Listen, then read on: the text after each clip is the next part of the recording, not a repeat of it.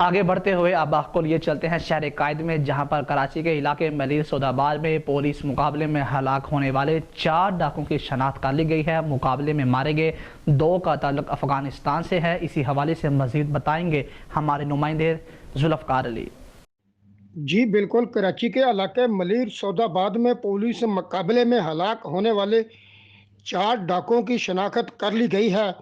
مقابلے میں مارے گئے 4 ڈاکوں میں 2 کا تعلق افغانستان سے ہے۔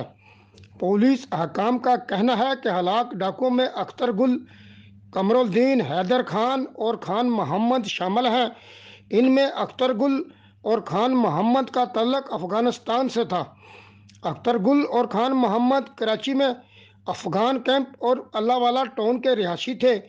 ملزم قمر الدین کا تعلق کراچی سے اور حیدر خان کا تعلق بلوچستان کے علاقے پشین سے ہے۔ پولیس حکام کا کہنا ہے کہ پولیس مقابلے میں مارے گئے 4 ملزمان کا کرمنل ریکارڈ بھی حاصل کر لیا گیا ہے۔